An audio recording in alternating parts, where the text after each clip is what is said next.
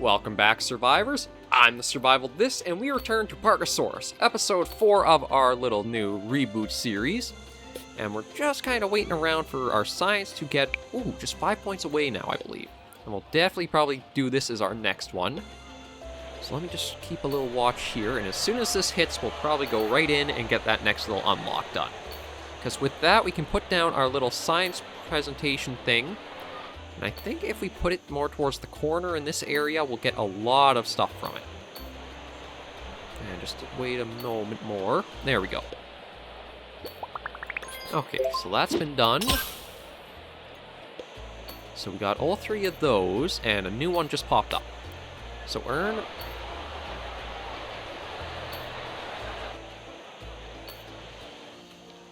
Really? That's all you need for the second thing? Heck, I was expecting a lot more than that. If that's all, we can easily do that objective. I guess I shouldn't have expected too much from the tutorial for what they're at, or, well, not tutorial, but the very first campaign little mission, I suppose. Because, I mean, we're already a third of what they're asking for in total. So, okay, well, maybe not, but we're still going to probably be able to get up there. I'm just trying to see what else could we use here. Okay, yeah, we can hide that vegetation with that, but that's not really something we overly need. Decoration level now is good. It was stuff like the sweet tooth we could use a few more of. Well, things like that. And you know what? Maybe we'll put the presentation thing here. Now let me find our other scientist. Well, one of them at least. Let's drag you over and put you down here. So everybody who passes by when they're doing their little presentation will give us another generation point, or will generate another point of science. So that will start really shooting up. Into here, though. Okay, where's the ball? Right here. So we're still a heart away from being able to start down this route, because the party pack, basically that's really the only way I can see to be able to enrich our dinosaurs right now is with that toy there. Although the ball feeder here does do it too. So maybe... And we do have a shelter down somewhere, I think. Let me... Okay, now I can't hide the... For some reason I can't hide the foliage right now. That's odd. You know what? Let me see... Oh, putting down another... I don't know why the arrows are red, though. That's a problem. Does that mean they can't get into it, or...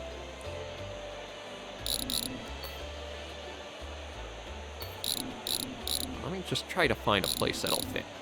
Maybe we'll put one there, so that way they have, and hopefully that'll help boost that a little bit. And maybe we'll do this one here. Just give those more shelters, so that way that might help with their enrichment a little bit more.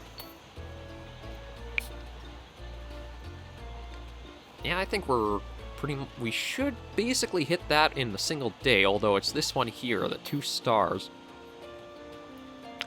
I'll really need to look and see what basically what I need to improve on, because unfortunately I don't have that much option-wise for it. I do have some... This will probably be the next one we get towards working towards this next little goal, is the sous chef, but... So far, as long as things continue like this, we may be okay. We'll just have to see. Money will definitely get up to the 3,000, no problem. I don't have money to be able to get more stegosaurs in here to... you know what? We do have a couple of eggs, we might as well put them in right now. That dino appeal can help us a bit. And food's already in the feeders, so it just has to wait on them. So we just have to wait and see if we can get lucky with the next few donations and get up to another $100. Man, I wish it would be that easy to earn money. Because Okay, well, let's just wait a little bit more. Oh, they're really going after the fences, though. Oh, there's 16 out of 20 there. It's going to come down pretty close, but I think... Oh, there we go. We got that one done. And we're only 3 reviews of 2 stars away from being able to get the next... Oh, make that 2. We might have the second quest already done within, what, 5 minutes of the other one? Just have to wait and see. I feel like the third little objective might be a bit of a doozy against us, though. There we go. So there's another one of those, whatever that means. And... wow, that's it? Really? First campaign map, definitely not as hard as I thought it was going to be honest. I thought with the kind of tricky layout we'd had of the map, like... well, there's privacy view. I was looking for something that just kind of lets us hide everything. Yeah, so say looking at this, we basically had this kind of layout, so you had to squeeze a couple of exhibits in. But with this, all we really need is for the day to roll over, get the money to get more, or the Stegosaurus, put them in, and that'll be the full dino appeal met. Feels pretty good that it's that easy.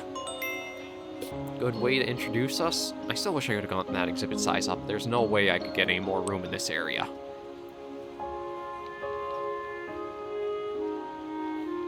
But hopefully, with tomorrow rolling in, and the money from the donations, we'll pick up the last 2 Stegosaurs, put their eggs into the exhibit, and with that, we'll hopefully get a nice little boost to all of our earnings and donations, and be able to expand quite a bit.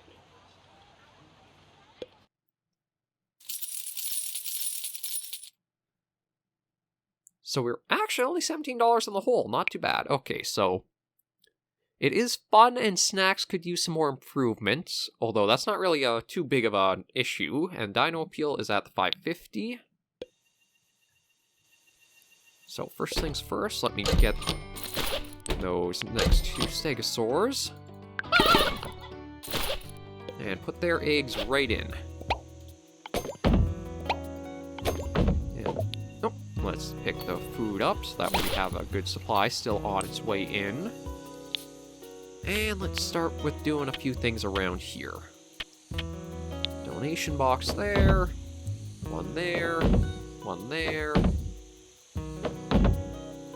And maybe one right here, just to keep that in order. We'll put down a couple of garbage cans in between. And include some lighting.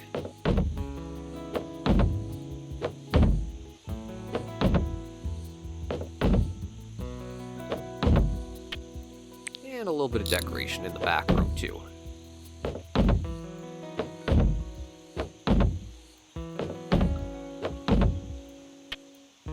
And then we have some info signs so we can kind of put around about things. So we can always just drop those down as little tidbits to also help. And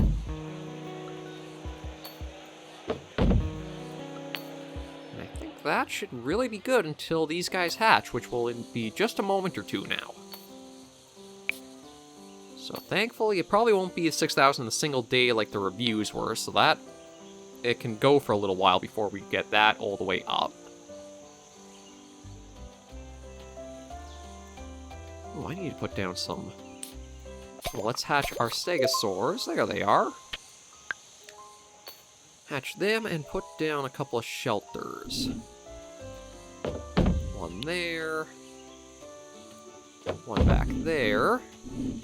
I think that should be good there. So that already... Yep, Dino Appeal's up to where we need. Now it's just about letting the money slowly come on in.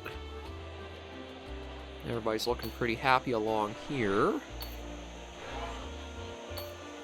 So the outhouse situation should be covered. Decoration view should probably be covered. Another fossil there. And Kylosaurs, I've done everything I can for them, so that exhibit I can probably just leave. Stegosaurs, they're probably going to need... Yeah, their social is pretty low, so we'll have to get more in there. And this stretch, maybe we'll put some businesses here, but we'll see exactly what attention it gets. Although it looks like it's already getting quite a fair bit from all the people walking over.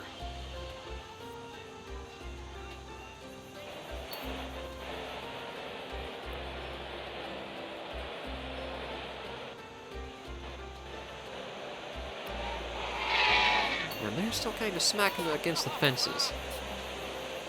I really do think that Parkasaurus, if they could do the mod support to make it a little easier to change the skin, the texture files on things and that, it really worked well. Just because it feels so jarring compared to, like, these work as sort of preschooler-like dinosaurs in a way, but as a park manager or park builder, you still kind of want them to be a little more texture to them than just some primary colors like that. I don't know if they ever will do that, though. One example on the previous series was when we picked up the Triceratops workshop example. That, I think, is a superb direction to take things. Keep it more of a simpler style, but still give some texture and that to make them a little more animal feeling. And we'll get this one, just so that way we can get a couple of other buildings. Not that we can afford them for a while, but we've got.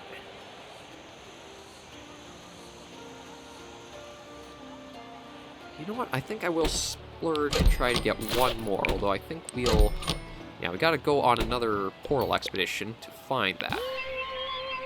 But after that, we should have enough parts, or well, enough fossils and footprints in order to make a new one. And these two will be done in just a moment. There's 3, and that's 4. So we've got Prue and Blair joining the exhibit now. Yeah, the privacy should be good as long as they go to the back. I'm not too worried about that whatsoever. Oh, and I did get over here, so let me see. Work for the... You know what, we'll probably take this route and then get this feeder stuff next. Because with that, we can get ourselves up to... Oh, actually, their social is right to the top, so 4 is all I really need for that. Oh, good to know. Oh, not that. That's what we want to open up. Already halfway through of our total for this last one, so we should actually make this within the next end of this episode, really. I'm surprised how quickly it went. I'll have to see what the feedback is on these first few episodes of Parkasaurus. I know the previous series, it kind of was a sleeper series in a way. It didn't get anything when it first went up, but slowly over time it started getting a few more views. So I'll have to see if maybe I need to do that with this one again. It's just let it sleep for a while, or just keep doing more and later on it'll get some attention. But we'll have to see how things go. YouTube is a pretty weird spot right now with all the COPPA talk, and I'll probably be changing the disclaimer on my videos a little bit, just to have them a little more...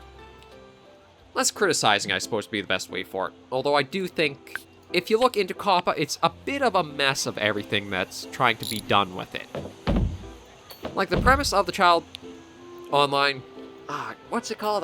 Right on my tip of the tongue. Children's Online Privacy Protection Act, that's it. It makes great sense in theory. You're trying to keep children from having their personal information collected or gathered in any way, shape, or form. That's great. YouTube was the one who screwed that up, though, by having targeted ads, so in a way it was tracking, knowing, even if they were children who, you're only supposed to be on the platform if you're age 13, but there are parents who would give their children the ability to watch on that, and no problem. Advocate groups, or it sounds like advocate groups, that's what I've heard a lot of people kind of put it towards, is that they push that, well, this is kind of targeting children going against this law, and because YouTube doesn't really do a hard age gate on it, like, if you were to punch in youtube.com, you're right on the website and there's nothing blocking you from looking up any videos you want. If you're saying your platform is supposed to be only 13 and over, you should put an age gate screen that just says, if you wish to proceed, you are giving consent that you are 13 years of age and that you can basically get cookies tracking what you're doing and what videos will be recommended to you. Instead of doing something as simple as that, they step back and kind of, in a way, have content creators in this little lurch that they're kind of under the bus. I'll leave that since we don't really need.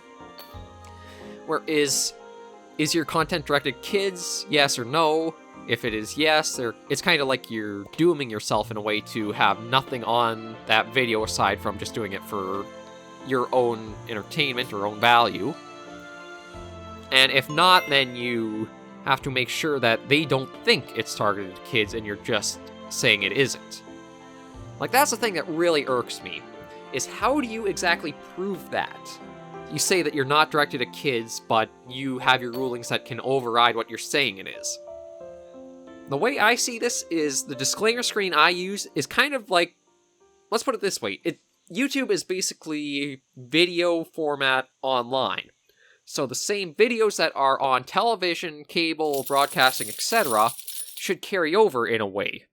Which means if you put that your content is rated for a certain thing by you, the creator, and you make it known to your watchers immediately that if you're going to continue watching, you're basically saying you are giving kind of discretion is advised, and that you're saying, yeah, I am over this age group, or etc. That age gate, basically. You should be okay. Now, the whole monetization things in some of the channels can be a little iffy. One thing is, this is one of the things I have, is there's a channel I do like, but I also have to criticize it. That is the game theorists, film theorists, etc. That kind of affiliation channels.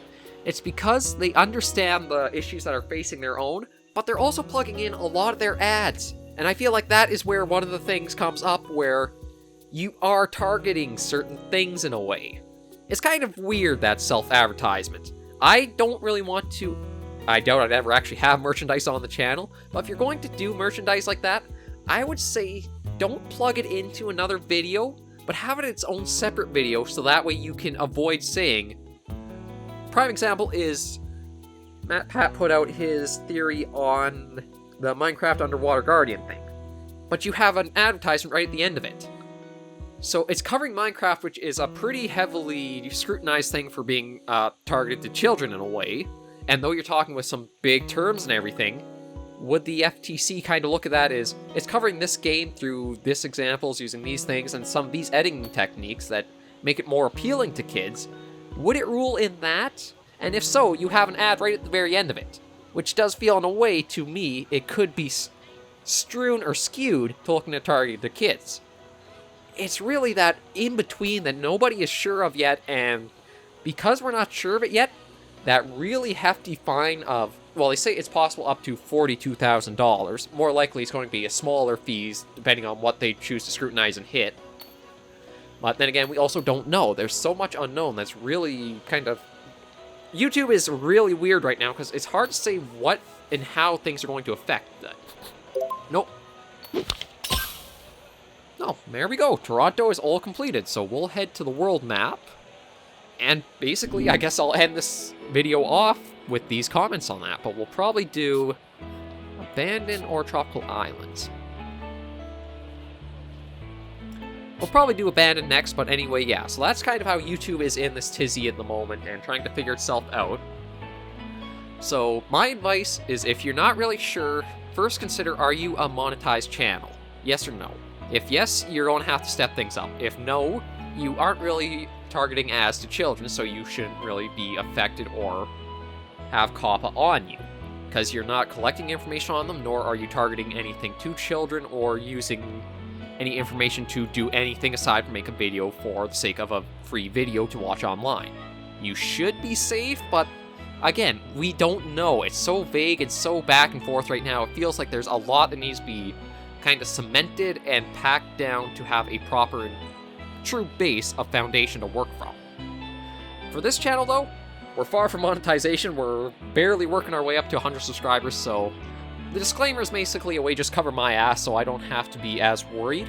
And I am probably going to adjust and edit a little bit, but I still feel like this is something more like a company trying to pass off throw something else under the bus more to save themselves in a way. Because a YouTube age gate should be pretty simple. You load up the front page, and you, instead of having the home site, you're first greeted by this little dialogue that says, if you are YouTube's terms of service mean you are of this age, if you agree, click here to proceed. If not, click here to be rerouted back, or just no directs you anywhere, or directs you to google.com. How about that? And instead of having it how some age gates are, where it's like an underlined blue text to click here, hide it in the dialogue so it has to be properly read to try to find your, kind of proceed with this. That's my idea of how YouTube could have handled it better.